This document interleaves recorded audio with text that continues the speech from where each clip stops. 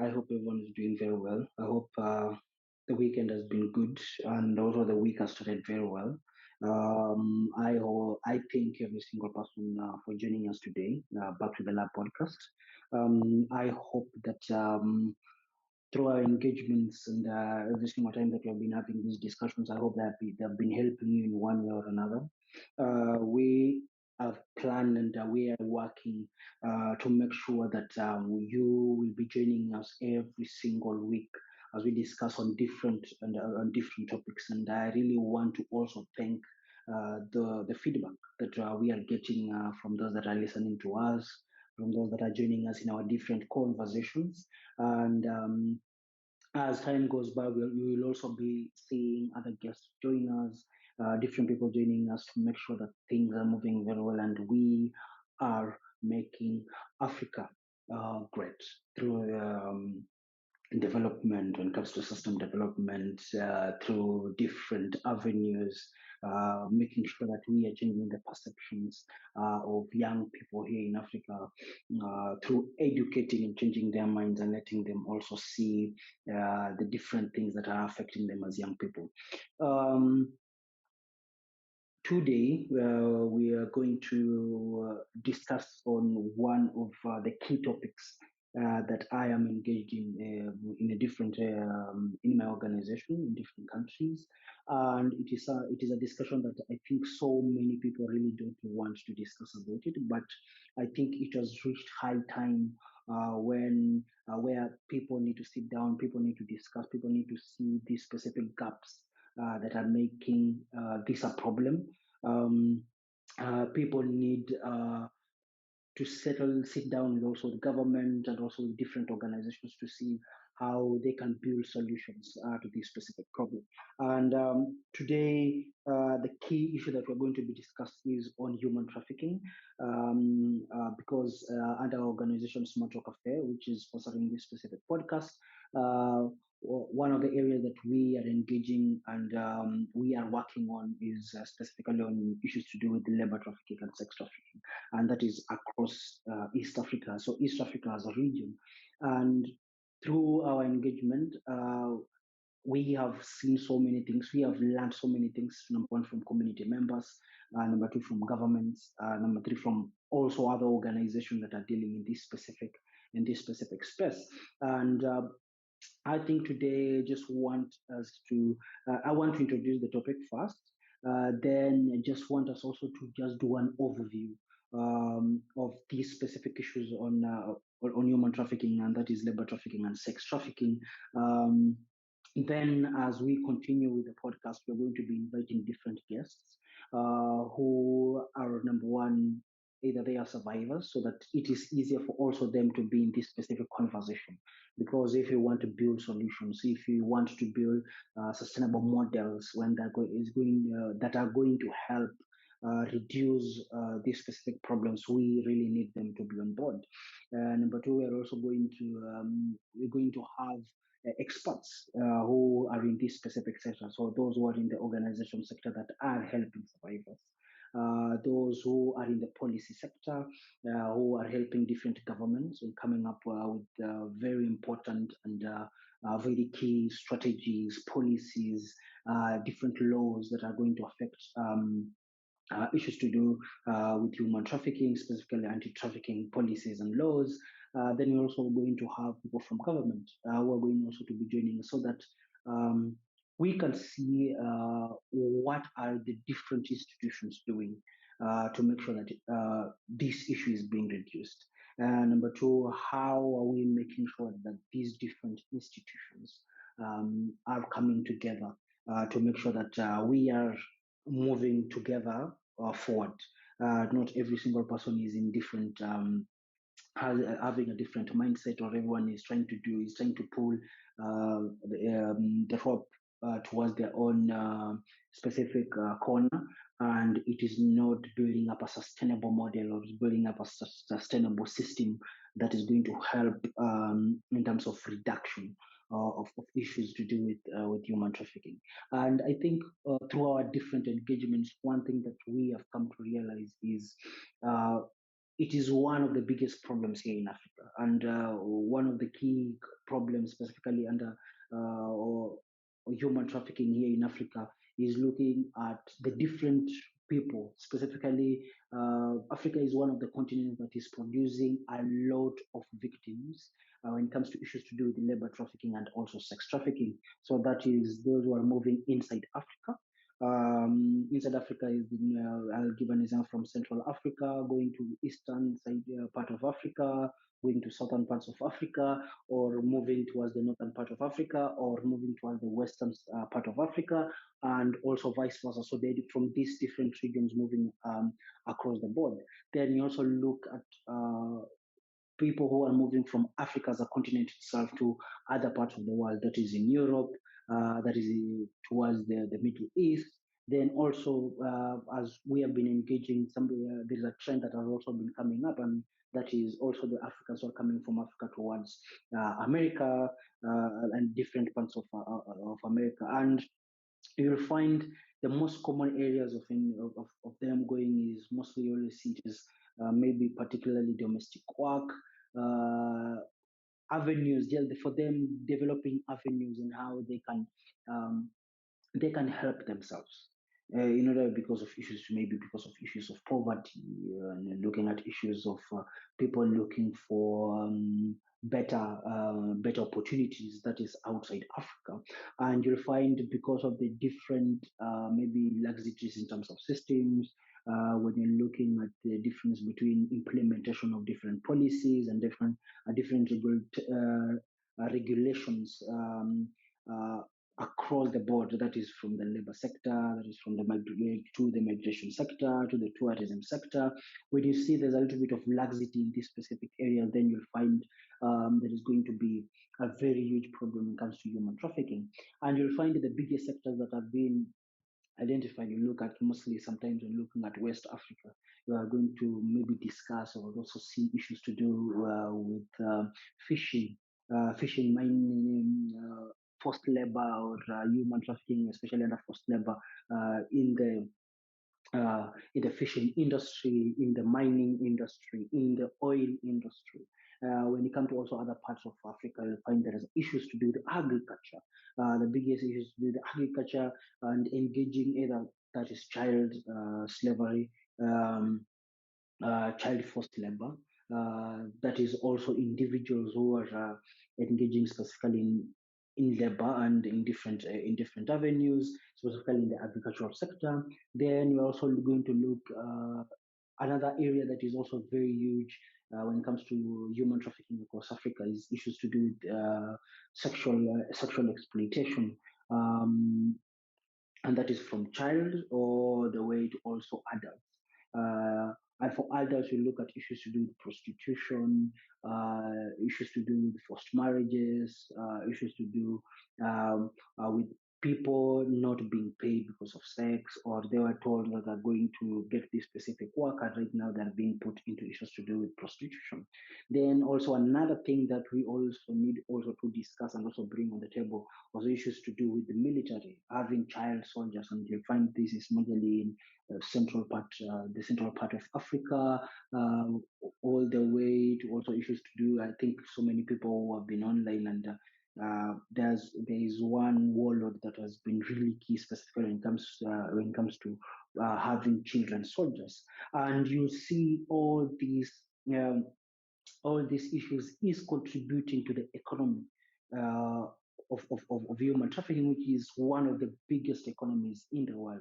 When you're looking at, I think we're playing from 13 to 20 billion industry when it comes to issues to do with human trafficking. So, which means it is a really big problem, and there are a lot of issues that are affecting or are contributing to these specific areas. And I think uh, a couple of things that are also contributing to this are myths and misconceptions around issues to do with human trafficking.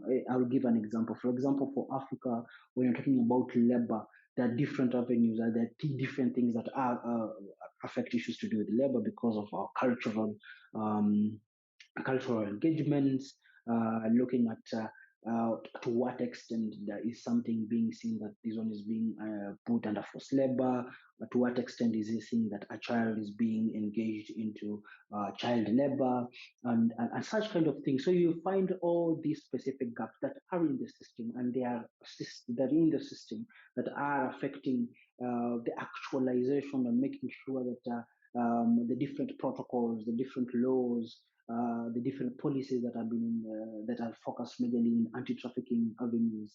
When you look at all these with all those system, the social, let me say, social problems that is culture, the social norms, and every single thing, they are giving out a huge gap when it comes to implementation of such kind of things. Then we want to also forget issues to do with also the political aspects when it comes to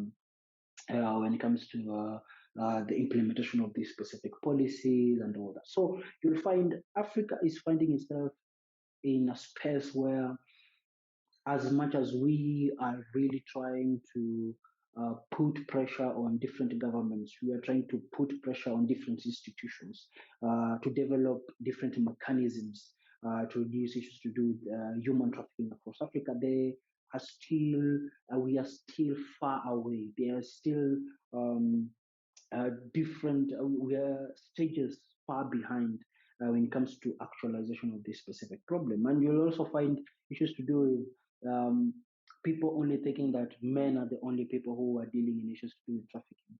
Then come to find out that 50% of people who are engaging, who are traffickers, are also female. So you'll find uh, this is also one of the issues that is making Africa being susceptible to issues to do with to do with human trafficking, and it is really quite a very big problem. And I have seen friends, um, I have seen people who are educated, because another thing that all people just think is only maybe uneducated people, or people don't have degrees, people don't have PhDs, are the ones who are easily trafficked. But I'll tell you, people with PhDs, who have met people who are learned, who have information, who have also worked, they're moving from one maybe company to another company, being trafficked. And some of the time it is because it is easier for them to bend maybe migration laws, because it is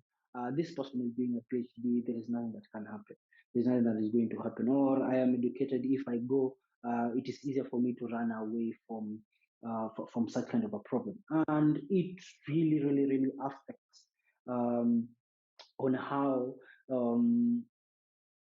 we are trying to build, and we are trying to make sure that countries are what do you call countries are working towards implementation of the different laws that are focused majorly in issues to do with human trafficking. So I think as we discussed, first of all, we should also paint the fact that different countries are working towards making sure that they have laws that are helping in terms of issues to do with human trafficking. So you'll find different countries. You'll see, for example, in Rwanda, we have the anti-human trafficking law. That's law number 51 of 2018, which focuses on issues to do with issues to do with human trafficking, where it really states that those who are engaged on issues to do with trafficking, there is also a little bit of punishments. You can be put to prison and all that. If you look at countries like Uganda, which also have this kind of laws, you look at Kenya, which also have these specific laws when it comes to issues to do with human trafficking. So we can say that there are countries that are really developing specific laws and regulations, developing different policies that are going to help in terms of eradication of issues to do with human trafficking. However, the number, when you look at the number between the countries that are having these laws and also the countries that don't have laws, you'll find there is a little bit of a gap, because there are countries where West Africa, others also in East Africa, Central Africa, northern parts of Africa. even southern parts of Africa, whom do not even have the specific laws when it comes to issues to do with human trafficking. So you'll find for individuals who are traveling outside those specific countries, it is easier for them to be trafficked. For individuals who are traveling inside from other countries to those specific countries, they're easily susceptible to issues to do with to do with human trafficking. So I think whatever we need to do, as Africa as a continent, I think through the African Court of Justice and the Human Rights of People. I think is that there, yeah, the African Court of Justice and Human Rights and People's Rights. Um, it is really focused majorly on development of anti-trafficking laws, specifically when looking at issues to do with labor, issues to do with sex trafficking, and issues to do with organ trafficking. And they have really tried to come up with these specific laws and different amendments. We look at the different statute. There's a statute protocol that they developed in 2014, which focuses majorly on issues to do with labor trafficking and also sex trafficking, and it is working towards combating human trafficking across Africa. As much as you have the African, this regional court focusing in that specific area, and you have countries that do not have these specific laws when it comes to human trafficking, and then it becomes a little bit of a problem, specifically when we are looking into the implementation of the different statutes that are either if they're in the African Union or looking at the international laws that or protocols that are making sure that there is reduction of issues to do with human trafficking. And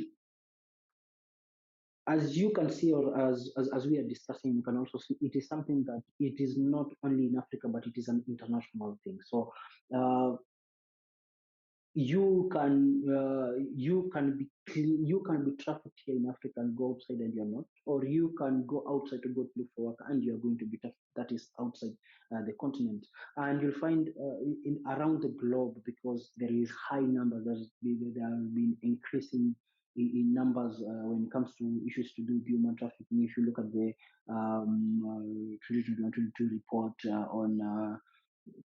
on trafficking in persons, you see that there is an increase, a little bit of an increase when it comes to the trafficking of people. When it comes to sex trafficking, having a higher number of women increasing in terms of issues to do with sex trafficking. When you're looking at labor trafficking, having now higher number of boys, teenagers, being engaged in issues to do with human trafficking. When you look at issues to do with organ trafficking, it is also increasing because of its market also increasing in parts of Asia and all these areas. So you'll find there are international laws or international protocols that are really focused majorly on the reduction of issues to do with issues to do with human trafficking. And one of the protocols that are focused on specifically when it comes to human trafficking and also reduction of human trafficking is the Palermo Protocol of 2000, which is the United Nations Convention against Transnational Organized Crime, which is really key, specifically under the Article 5 of the protocol, that is really pushing countries to develop a system, laws, if it is policies, that is going to criminalize issues to do with the issues to do with human trafficking. I think I will put the link to the specific protocol where you guys can look at it and also read it and see what you can learn from it. Then you also have the International Labour Convention, Labour Organization, ILO, sorry, which has a convention that is focused majorly on forced labor and for services. And it is really important, and it has really pushed its importance specifically on countries to adopt those specific protocols into their specific countries so that it can help in issues to do with internal trafficking of labor and also external trafficking of labor. And you look at the convention number 29 of 1930. Then you also have the ILO abolition of forced labor convention number 105 of 1957. So you'll see these are international protocols that you'll find different countries are trying to adopt, integrate into their what do you call into their laws and policies when it comes to issues to do with human trafficking. So you also look at there is a convention, the convention on the slavery, anti-slavery convention of 1926, which defines slavery, also gives out a context on issues to do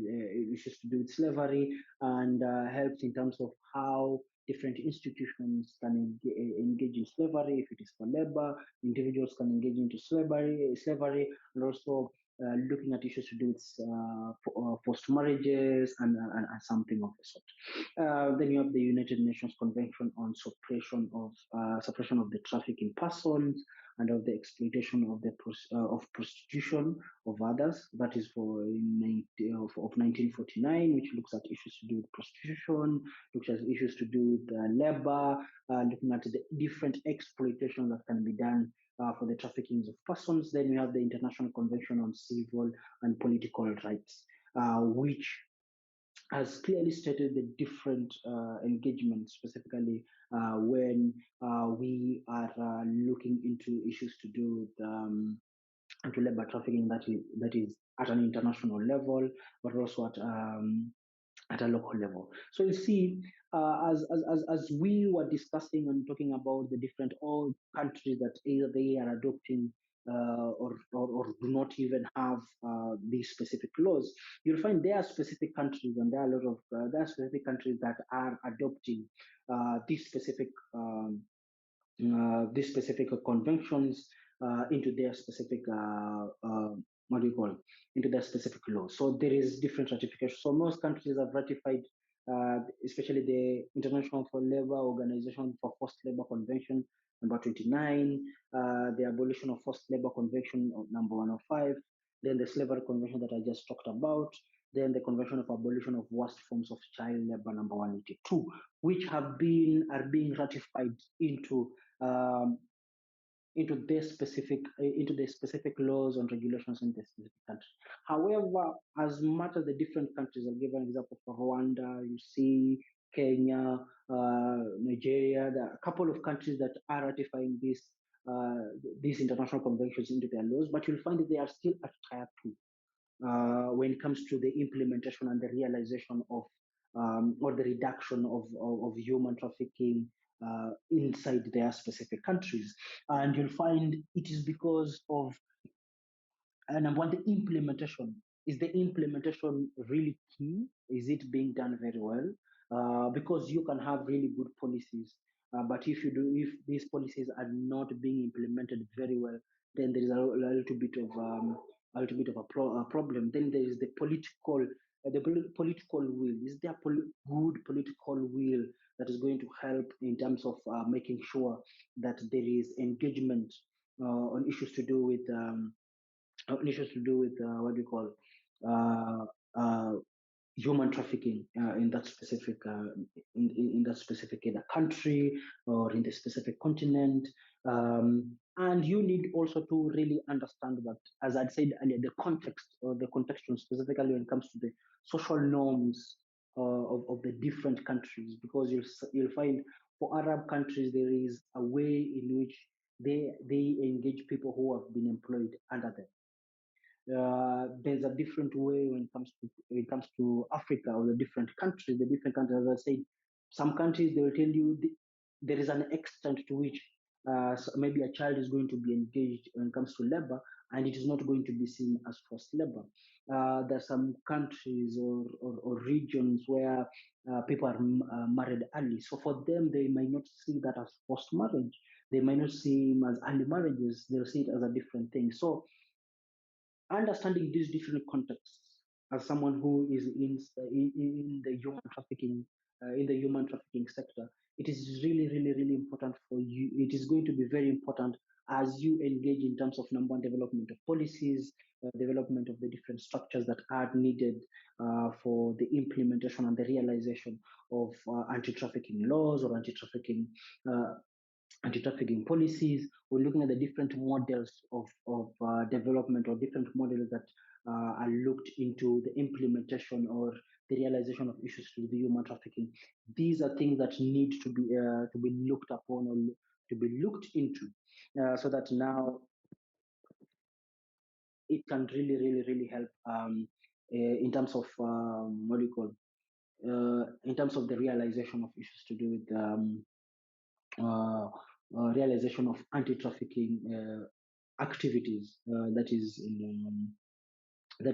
in Africa as a continent. Um, I think with all that on policies and regulations and every single thing, and I think I had a little bit captured on issues that are affecting people to do when it comes to people being vulnerable towards things to do with human trafficking. I think one thing that we also need also to see is the role that poverty and the traditions play when it comes to the cause of the high number of issues to do with human trafficking. Because you'll find, and I think so many people that we have met and we have engaged specifically for survivors, you'll find there are people who are looking into getting opportunities or better opportunities outside the continent or outside the specific countries.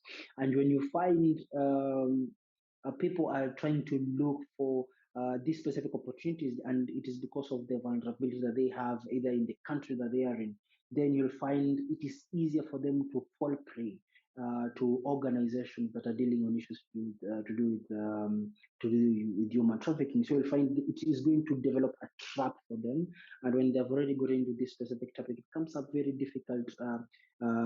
difficult issue, or it is going to be very difficult for them to leave these particular problems. And it is quite important for individuals, specifically because you might be with someone who you're working with, and you might find that they are in being engaged or they have been engaged on issues to do with human trafficking. Either that you might go as a man and you go and you want to have some fun, then you meet a little bit of you meet a girl, maybe a prostitute, and you want to sleep. You will take time with them. It is quite important also for individuals, and I also say I think one thing that we are falling short is having issues with human trafficking being trained at school level.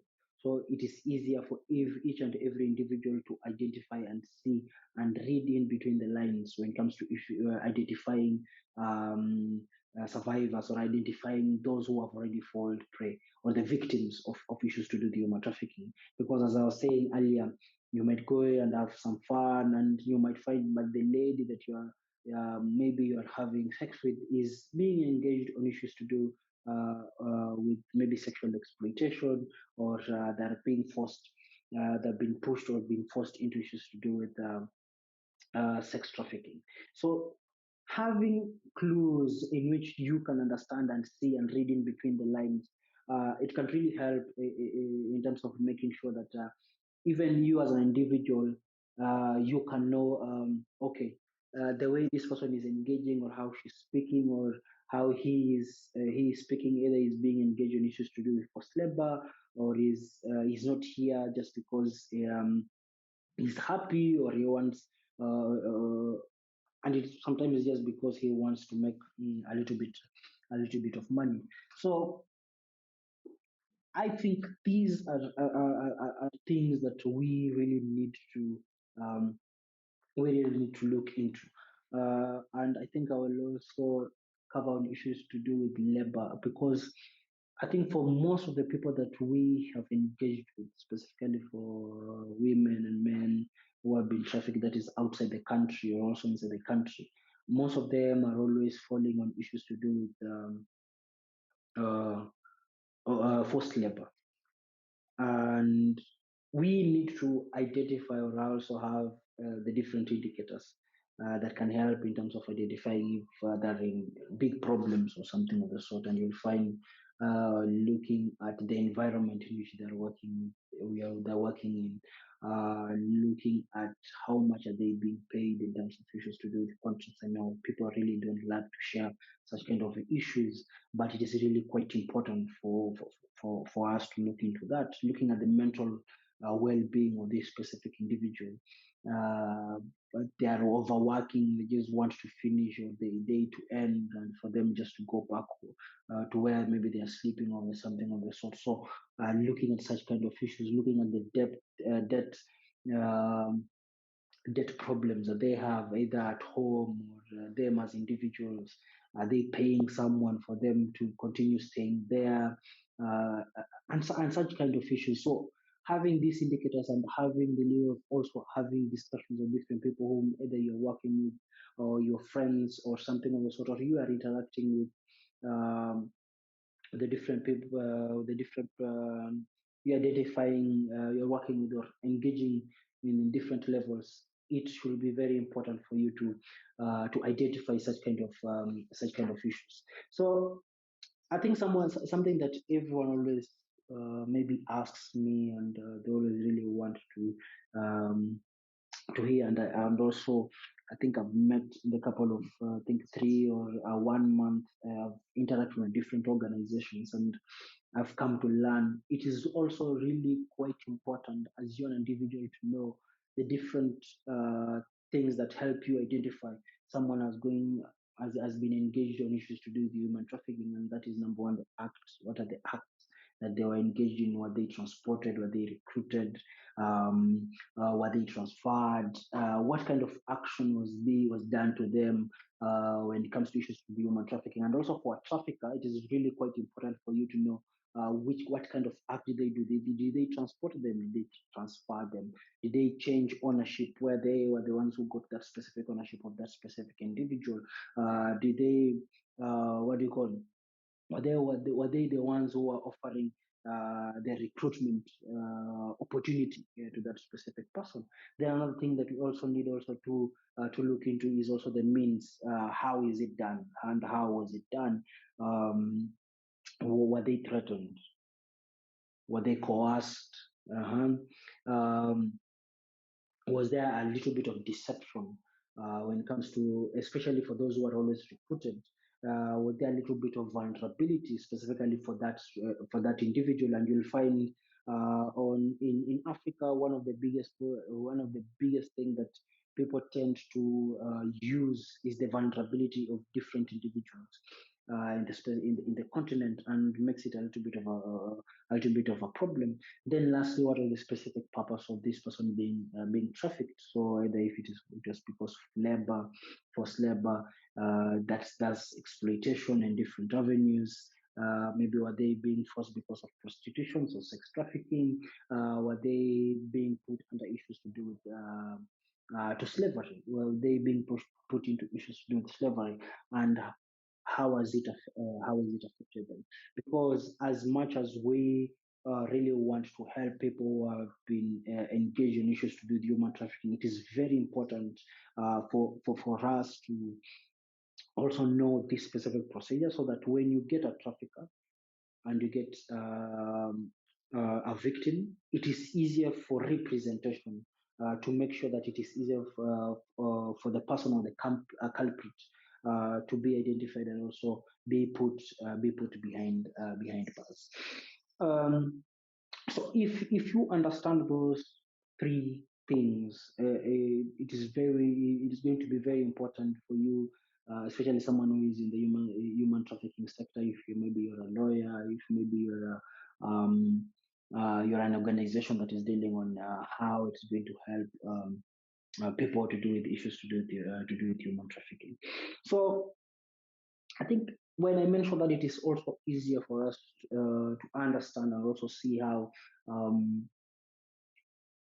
you can understand or you can come in order to help and reduce issues to do with human trafficking. And I think another thing that we can discuss is now at maybe government level. When it comes to at government level, so I think we already mentioned number one, policy. Do we have the right policies? Do we have the right law um, when it comes to issues to do with anti-trafficking? Does the government have maybe a task force? Does the government have maybe an action plan or an annual action plan that is bringing together the different agencies in government when it comes to the labor sector, when it comes to the migration sector, when it comes to the gender sector, when it comes to the educational sector, when it comes to the health sector, because let's not pretend that the people right now are using avenues like schools, for recruitment, of children into issues to do with sex trafficking and also labor trafficking. So how or what is the ministry doing when it comes to making sure that these particular gaps that are being used, are being covered. When you look at the 2021 2022 trafficking in persons report, you'll see now people are using different avenues. People are not being kidnapped when it comes to issues to do with human trafficking as it used to be a long time ago. People are being recruited using social media, TikTok, Facebook. Um, Instagram, and different avenues, specifically social media. Uh, and it is a very big problem because we are a young generation. In the whole world, we are a young generation. So removing people from this specific these specific platforms, it is going to be very difficult. But what are the policies? What are the regulations? Which specific agency in government really focuses on that specific area so that it can keep regulations to make sure that it is working very well? And I think an example that I'll give, especially at the government level, I think I've talked to so many people. Have engaged with me on issues to do human trafficking is very poor international labor laws and also international migration laws, specifically movement of people across borders, that is, different regions and also outside. The regulations, yes, on paper, the regulations might look very strong, but you'll find that particular gaps that are there that are helping those who are recruitment agencies. Uh,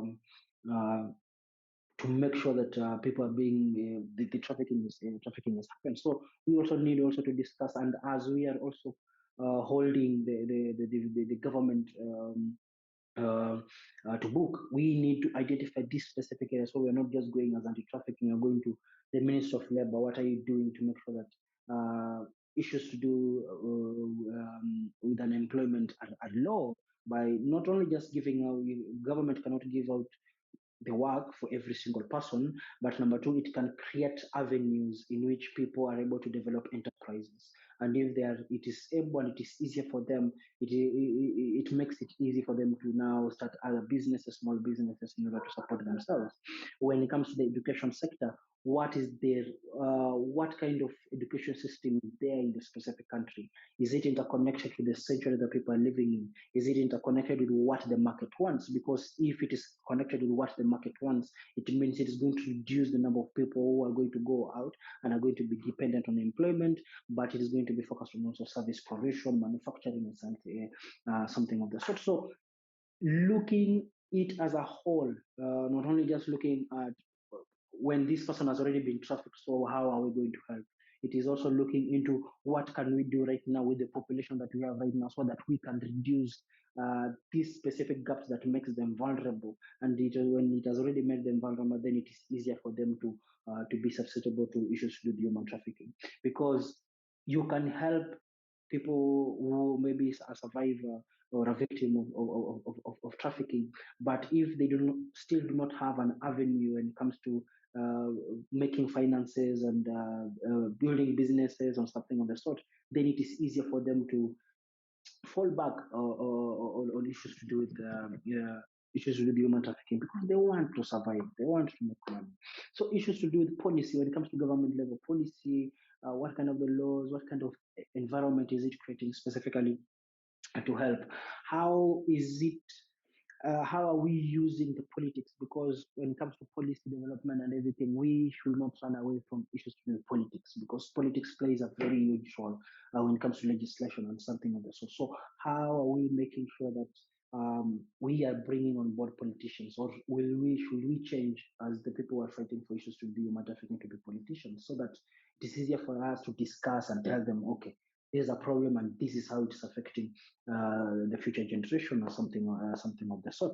So how do we make sure that politics plays positively towards helping the reduction of issues with human trafficking. Because let's not lie, also the leaders and the politicians might be having maybe businesses that are running that really needs these people of labor, or they're the ones who are running maybe a recruitment agency that is taking people outside. How do we make sure that they understand, or how do we make sure that they, if maybe they are engaging on issues to do with corruption, that is making sure, and the end goal after, maybe when it comes to migration, when it comes to labor, giving out of passports, giving not following up maybe on issues to do with labor, if someone has gone outside the country and maybe someone paid someone so that they can be able to move people.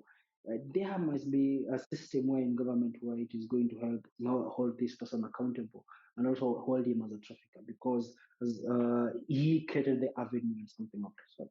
Then I think another thing that we also need to look into is advocacy, making sure that people understand and listen and hear on issues with human trafficking. And this is not only just talking about the book aspect of issues to do with human trafficking, but breaking it down to a social construct that people can understand. As I'd said, I think something that I already covered earlier, when it comes to labor, different regions have their own rules and regulations. Different communities have their own cultural way on seeing issues to do with trafficking and something of the sort. So, how are you breaking it down to a community and a social level where it is easier for them to understand? Because I will tell you, if the community does not understand very well and they do not know issues with human trafficking, it means the numbers when it comes to human trafficking is going to increase because the victims come from these specific communities. If they really not understand, it is not easier also for management and also having busy eyes everywhere where it is easier for them to identify the different victims so that they can be helped a little bit earlier. Then number three, it is also going to help in terms of the perception and the cultural perception of people, because there's some, if someone maybe was trafficked and she was trafficked into prostitution and she comes back home and in the culture she cannot talk about that. You might find, I think with the examples that I've also had and also engage different people, you'll find that complaining that, you see, I'm not going to get married anymore because I was a victim of prostitution or sex trafficking. So you'll find, how do we change the culture? And this can be played not the government, it can be played also with civil society, CBOs at community level, to make sure that they are passing this information so that now the victim can be helped in terms of the integration into the specific communities. Another thing that is also a big issue, specifically in Africa, is on data collection. How do we make sure that we collect data on issues to do with human trafficking? Because that is the only way that is going to help in terms of resource mobilization, making sure that resource is being put in the right area. When it comes to training resources, I'm talking about human resources, I'm talking about financial resources, I'm talking about material resources. Which are the specific resources that we have identified that we can help and put in these specific gaps or areas that we have identified and see, okay, this is how we're going to help, and this is how we are going to use this specific resource. And we cannot do that if we do not have the right data. So we need the right data. We need data-driven policies. We need data-driven projects and programs. Uh, we need to open uh, the minds of government officials to accept research to be done, because you'll find one of the biggest problems when it comes to solution and development of solutions here in Africa when it comes to issues to do with human trafficking is majorly because there is not enough data. And where there is not enough data, it is very difficult for solutions or resources to be put in there. Then you'll find the organizations that are funding, they're putting finances together to reduce issues to do with human trafficking. There are very few, and for them, they really want data-driven information for them to give us specific solutions. Then looking into not having a blanket solution, uh, when it comes to issues with human trafficking. So I think for me, those are the specific solutions that we need also to look into as organizations or individuals that are dealing on issues with human trafficking here in Africa, so that every single time we are meeting, and not meeting on numbers. Oh, the data says, oh, 60%, 65%, 20%, 30%, 50%, 100%. It is only uh, based on how it is growing. It's not looking into, okay, last year we had 60%, and through research and every single thing, we developed maybe an institution of education that is going to help this particular community. And through that specific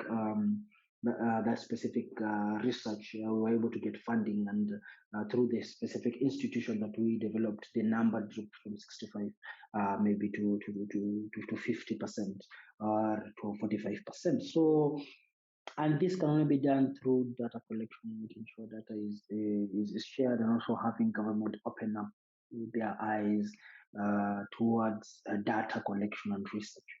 Um, and making sure that it works. Then I think I'll also look into the issues of implementation. So on the implementation, I'll look into number one, the government implementing its policies and making sure that there is enough resources for realization of these specific policies or regulations, something of the sort, on the different agencies that are dealing on the action plan, maybe, or the national action plan when it comes to reduction of different forms of trafficking that have been identified inside a specific country. We're also looking into private sector and civil society working hand in hand. Also, the government when it comes to the implementation and the realization of these specific policies, and this is through advocacy, through making sure that they are helping in terms of pooling of resources, making sure that whatever activities that they are dealing with is aligned with maybe the national action plan, and also the policies that are there. Then also looking into having survivors also being part of the implementation process of the development of these policy processes of these action plans, because now that brings out an aspect of sustainability, because they are the ones who have gone through this specific problem, so it is easier for them um, to join hands and be part of the solution making, so that they are not only just being seen as survivors of human trafficking, but now they move from survivors to experts, to people who are now the ones who are pushing developing of organizations who are pushing. I've met a lot of survivor-led organizations from West Africa, from Central, from East Africa, and you can see the work that they're doing is more practical, because it is easier for them to see what is being done, and how are we making sure that uh, things are moving forward.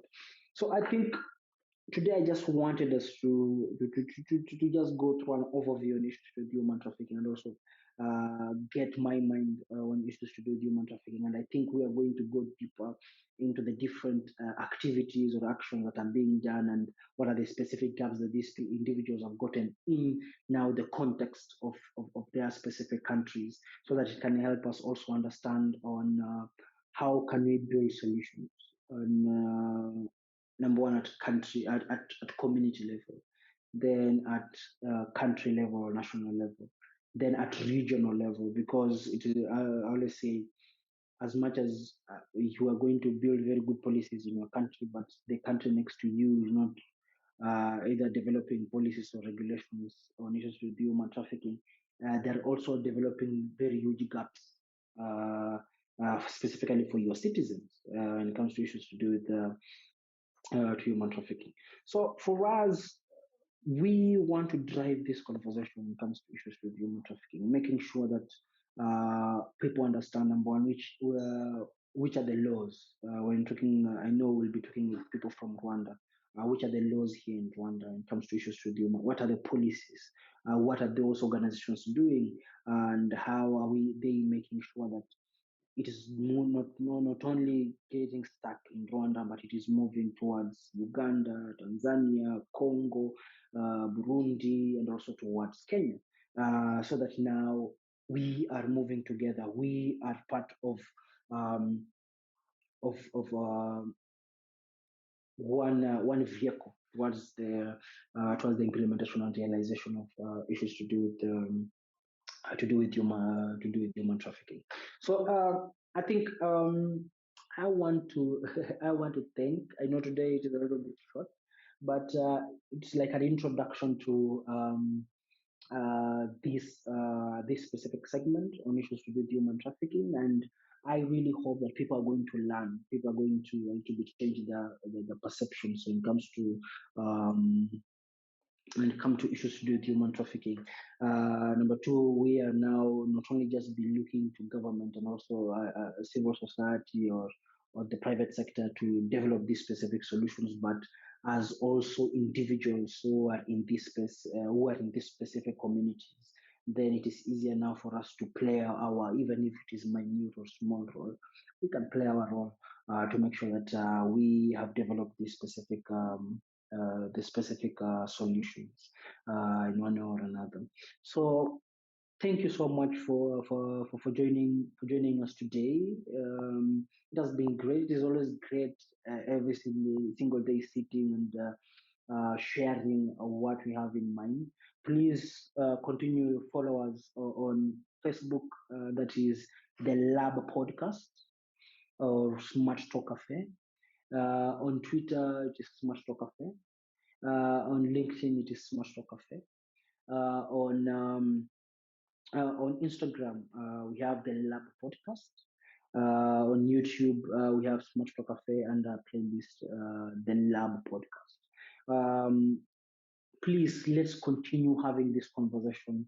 Please share your insights on this specific topic so that by the time we are having other speakers joining us, we are having other speakers joining us, it is quite important that they also know what does the public want to know about the specific topic. Then for someone who also wants to add one or two, three things, you can join us and make sure that we are driving this conversation. We are making sure that there is reduction of numbers, specifically when it comes to issues to do with human trafficking, because I will tell you, our brothers, our sisters, our mothers, our aunties, our uncles, um, our fathers too, are going through hell, specifically when it comes to issues with human trafficking. And it is high time, rather than us waiting until it reaches a moment where we are crying and making a lot of noise around it. We, number one, pave the way for educating ourselves or educating others on the different instruments that they can use to, number one, identify the survivors, number two, develop help to those specific survivors, change the social and cultural thinking of communities that push. I'm not saying everything to change, but push towards having these specific gaps when it comes to issues to do with human trafficking. Number two, we also be the development agents or business developers that can help those young Africans who are not able to develop their own businesses and they want employment and they want to survive and they want to support themselves. Because not everyone can do that. But if for us, if we can do that and we can support in one way or another, then it's going to be easier. Then, lastly, develop African solutions to these specific problems. Let's not wait for international institutions to join, but also let's look for a way how we can develop African solutions to these specific problems. Thank you and have a beautiful morning or evening. Totally depends. Bye.